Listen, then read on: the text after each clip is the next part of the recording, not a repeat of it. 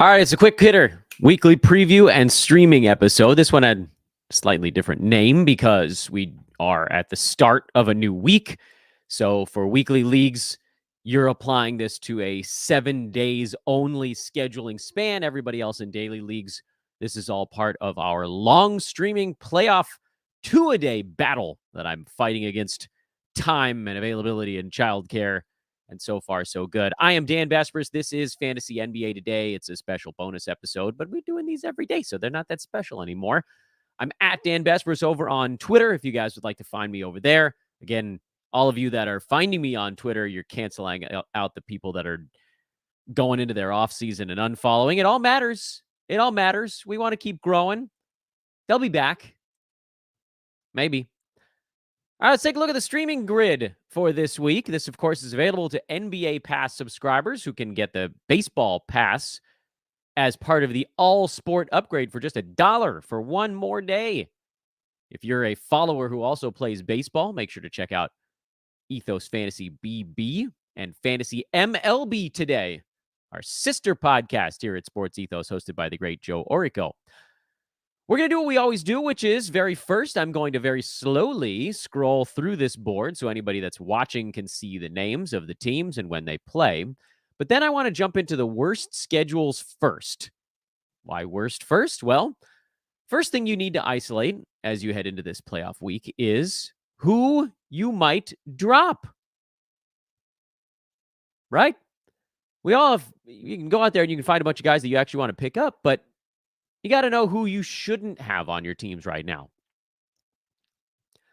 The worst schedules starting today belong to 3 teams in particular. The Lakers have the worst schedule, and it's not even close. I know you're like, Dan, don't the Wolves also have a 2-game week? Yes. The Lakers play 3 games over 11 days.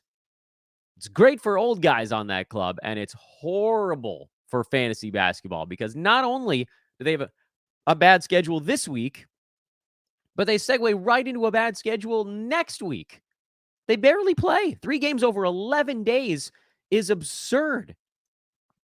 Under 30% games played per day over more than a week and a half. That's like unheard of without having, an all-star break or something. I think the Lakers played more games into and out of the all-star break than they have over this 11-day span. Also, terrible schedule. The Wolves, 2-game week, although then they go back-to-back to start the following week, so their schedule gets a little bit better, certainly faster than the Lakers does, but it is quite bad for this week. And then for non-weekly lineup sorts, Brooklyn has 1 game the first 5 days of this week. They finish up the week a little bit better, much like we just talked about with Minnesota. Next week, Brooklyn goes back-to-back Saturday, Sunday. Minnesota goes back-to-back Monday, Tuesday of next week. But really bad schedules up until those points. There are also 4 teams who have what I'd call kind of bad schedules. It's a shorter term thing, but if you happen to be kind of lucky, let's say you don't have Lakers, Wolves, or Nets on your roster, or maybe you only have 1 and you're thinking, hey, you know what? I could probably stream an extra slot. Atlanta, Miami, New Orleans, Orlando, and Utah all play 1 game over the next 4 days.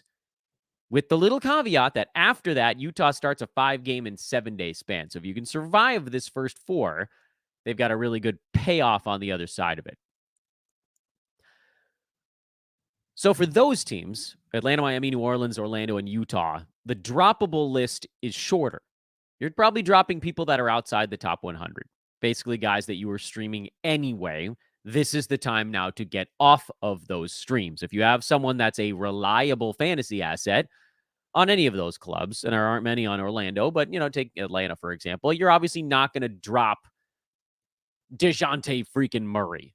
You're not going to drop DeJounte Murray. You're not going to drop Bogdan Bogdanovic because of that 1 and 4, because then it gets better after that. Miami, you're not going to drop Bam or Rozier or Butler or even, frankly, Duncan Robinson, although you could make an argument that you could actually dump Duncan Robinson. New Orleans, you've got all the main guys, and you hold on to Trey Murphy because he's been ridiculously hot and so on and so forth. But for the top 3 teams I listed, Lakers, Wolves, and Nets, you're basically dropping anybody who's not inside the top 75. This is if you're in a playoff battle right now, or frankly, if you're in a battle to get into the playoffs right now. If you think you might miss the playoffs in your league, treat it the same way as a playoff week. You got to survive. For the Lakers, that means anybody that basically over the last month, not inside the top 75, well, luckily D'Lo's been so freaking good that he does fall into that range lately. He's number 37 over that stretch. Austin Reeves is number 54 over the last month. Someone was asking me on Twitter if Reeves qualifies. So the top 4 on the Lakers probably stay on your roster, and then you just have to cross your fingers and pray that you can survive it. But certainly the first of those bunch to go would be Austin Reeves, which sucks, I know, but like, think about it. Reeves over the last month, 16 points, 5 boards, 6 assists, 1.2 combined defensive stats, 2.3 threes on good percentages. Can you find someone on the wire who averages 8, 2.5, and 3 with decent percentages and 1 3-pointer? The answer is most of that, maybe not the percentages part. But if you get double that, whatever I just said on the wire, you equal Reeves over the week. If you get anything above double, you beat him. What about Minnesota? Again, basically look at the last month. Mike Conley, droppable. He's outside the top 100 the last month. Shots been off. Not quite as many, but mostly just that the shot's been off. Monte Morris, for a little while there, was healthy enough to be his backup. That allowed him to get a little bit more rest. So Mike Conley, you can cut. You've had him all year, and he's been fun. He's been a really good asset for most of the season, but he's cuttable. Cat, obviously, you can cut because he's too hurt. Got some questions about what to do with Naz Reid. He's top 40, basically, since Cat went down.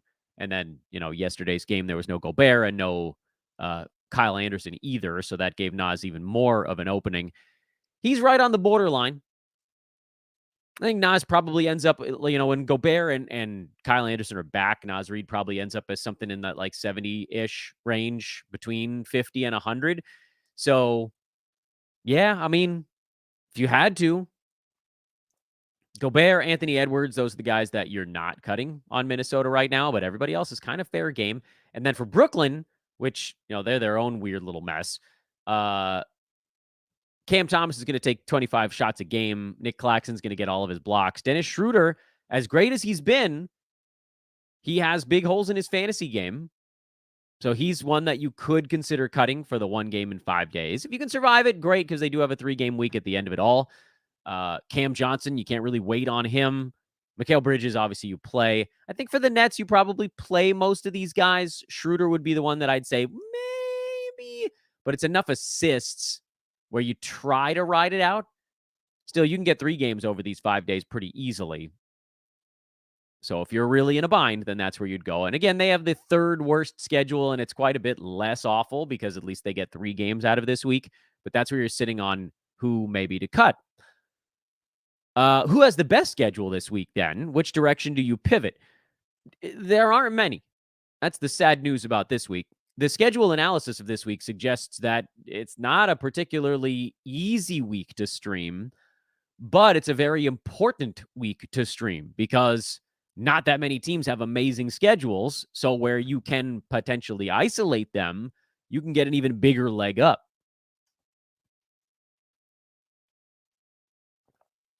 The best schedule today is the Boston Celtics. They go back-to-back, and they also play 3 and 4, 3 games in 4 nights with the back-to-back immediately. So you have the back-to-back for flexibility. You can also hold them for 4 days and then move off of them on Friday. The second best schedule today belongs to the San Antonio Spurs. They have a back-to-back, but then they don't play again until Friday as part of a 4-game week. Boston, by the way, also a 4-game week. They finish up on Sunday, just like San Antonio does. So the difference is not all that severe between the two teams, other than the fact that the Celtics play 3 games the first 4 days, and the Spurs, it takes them basically the whole week to get to the slightly better, or the full 4 games. So if you're going the Spurs direction, you're probably only doing it for 2 days. For the Celtics, you could probably do it for 4, although, again, they don't have that many fringe assets. More of them pop up because of the back-to-back and because of the Portland to Utah altitude crap and playing tanking teams. And then you've got sort of like an okay alternate option, which is Chicago, Dallas, and Portland. The Bulls, the Mavs, and the Blazers go 3 times in 4 days, like Boston does. but it's an inverted 3-4, meaning instead of they go back-to-back, day off, game, they go game, day off, then the back-to-back. So Chicago, Dallas, Portland, the schedule actually gets better starting on Wednesday when they have their back-to-back. But if you wanted to make sure you were picking somebody up for 4 days, if you wanted to do kind of the medium stream instead of just a quick Boston burst or San Antonio burst, those teams that I just mentioned, Chicago, Dallas, Portland, they do give you the 4-day span. There are no teams that go 5 times in 7 days starting today. There are no teams that go 6 times in 9 days starting today. There are plenty of teams that have a 4-game week. Charlotte has a 4-game week, so throw them into the mix. That starts today, so they're not the worst choice in the universe. But again, like, this is not, there's no flexibility there. If you pick up a Hornet, you have to hold them through Saturday. Otherwise, you've pretty much blown the move.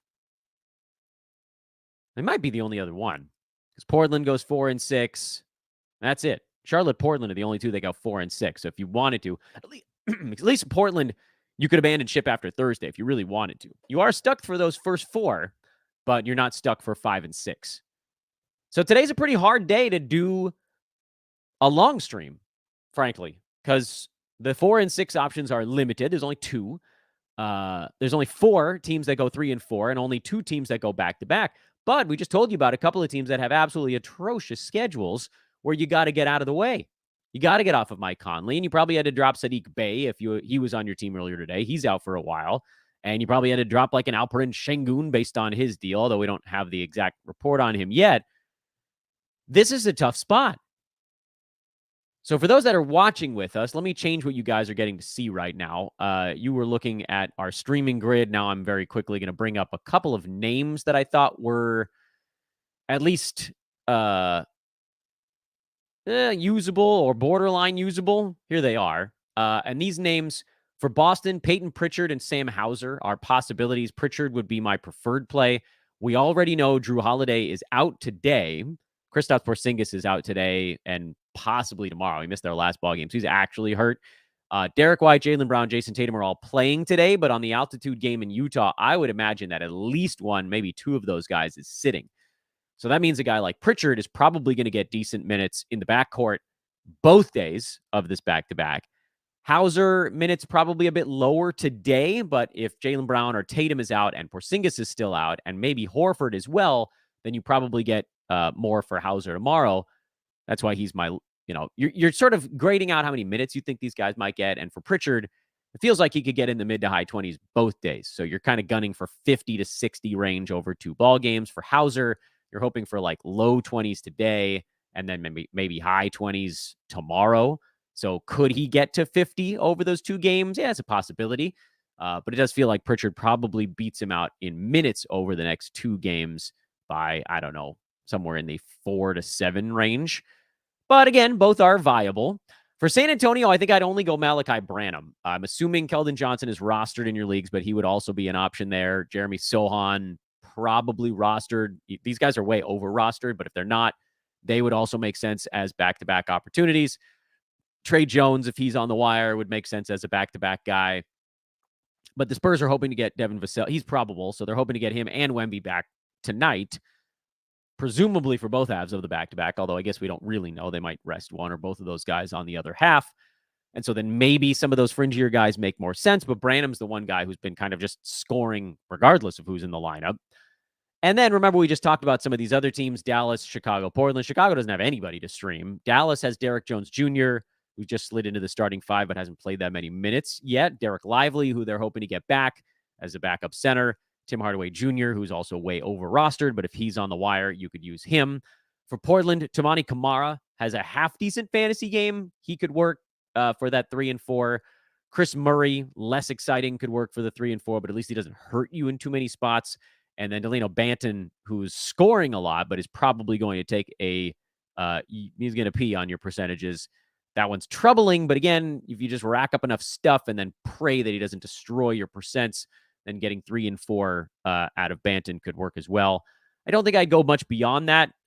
Matisse Thybulle is kind of an all across the board play. We talked about him on the earlier show today.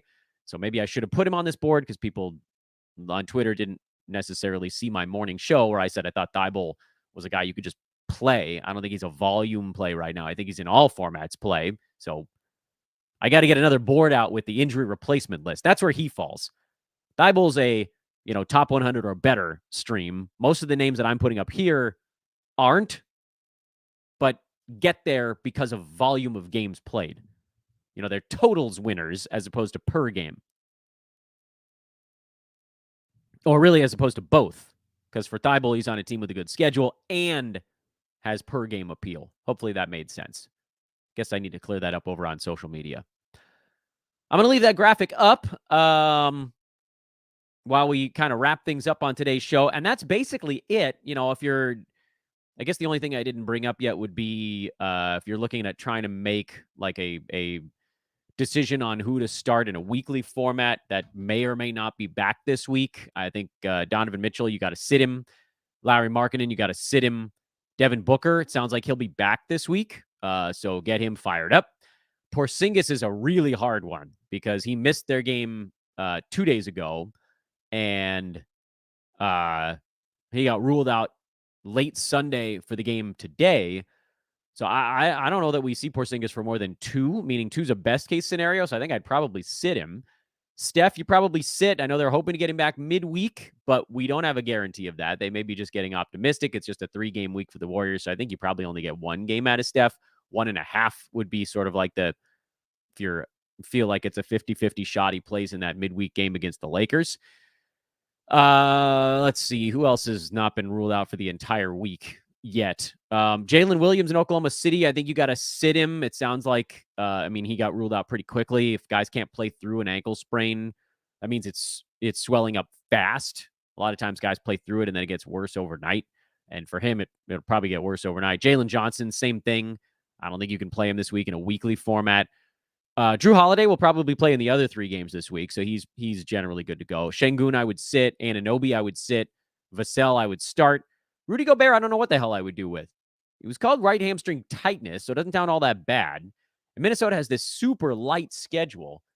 I think you probably have to sit Gobert because if there's any chance at all he misses their game in LA against the Clippers tomorrow, then you get a 1-gamer, and that's just brutal. So probably sit him, and then, you can come back and kick me in the face if he plays in both. But even still, you're talking about a 2-game week. So it's not like you're missing out on much. Again, this is a discussion for weekly leagues only here at the end of the show. Anybody else that's a game time decision that you really want to try to get in there? Jeremy Grant. They're questionable. I think you make that, if you can, try to make that call later on. Emmanuel Quickley. I don't like that. Hip flexor strain. One's got to think he misses at least a couple of ball games. I think I would sit him, sit Suggs.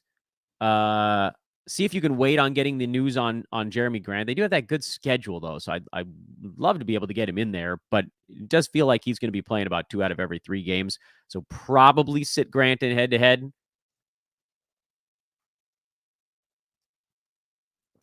I think that's probably about as far down the board as you need to go. Sit Vince Williams.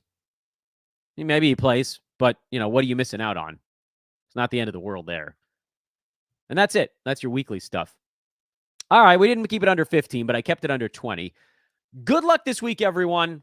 We'll be back tomorrow, again, probably with a twofer. Morning recap, midday streaming. We're going to find a way through these damn playoffs, and it's going to be because we maximize games where others do not. See you then. Oh, I'm Dan Vespers. You knew that already. Fantasy NBA Today is the name of the show, and I'll see you someplace else. Please go find me someplace else, whether it's social, whether it's Discord, whatever. We got a lot going on at Sports Ethos, and I'm hoping you guys are taking advantage of all of it. Baseball Fantasy Pass is on sale now. NBA passers can upgrade to All Sport for $1. That's a ridiculous deal. Ridiculous. Support Sports Ethos and help us grow. That's ultimately the way that we can actually get bigger as a website. I appreciate everything else because I'm more on a more selfish side of like, I want to grow our YouTube. I want to grow my pod. I want to grow my Twitter. Yeah, duh. But what helps Sports Ethos the most? Subscriptions. Go get one and you'll win with it. So, double bonus. Later for now.